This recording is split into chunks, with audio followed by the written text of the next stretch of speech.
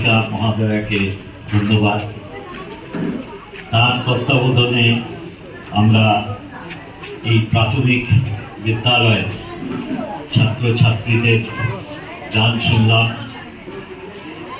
নাচও হয়তো দেখতে পাবো। তার সঙ্গে সঙ্গে ইন্টারন্যাশনাল উইমেন্স ডে সম্বন্ধে একজন ছাত্র সুন্দর বক্তব্য রাখলেন। 8ই মার্চ আমরা প্রতি বছর জগৎ জুড়ে মায়েদের, মহিলাদের যে সমাজে অবদান তার স্বীকৃতি স্বরূপ তাদের শ্রদ্ধা জানাই।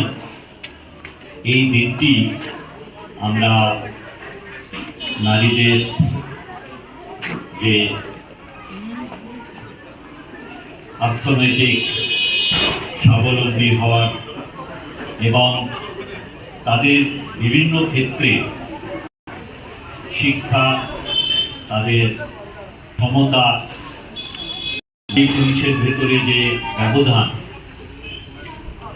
সামাজিকভাবে তার প্রতি ক্ষেত্রে সেটা বিলুপ্ত করার জন্যে আমরা আজকের দিনটি বিশেষ করে শ্রদ্ধা জানানোর পাশাপাশি আমরা সম্মিলিতভাবে তাদের সমতা, তাদের অর্থনৈতিকভাবে স্বনির্ভরতা এবং সর্বক্ষেত্রে তাদের অবদান, শিক্ষাক্ষেত্রে বিভিন্ন সামাজিক দায়বদ্ধতা, দায়িত্ব, যে কথা একটু আগে আমার খুব ছোট্ট ছাত্র বন্ধুটি ব্যক্ত করছিল, তার সঙ্গে রাজনীতির ক্ষেত্রেও আজকে মহিলাদের বিরাট অবদান আছে।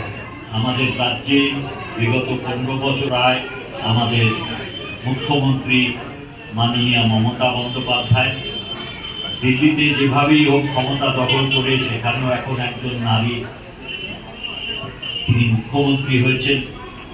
আমাদের দেশের প্রধানমন্ত্রী স্বরূপ আমরা ইতিমধ্যে স্বর্গত ইন্দিরা গান্ধীকে পেয়েছি।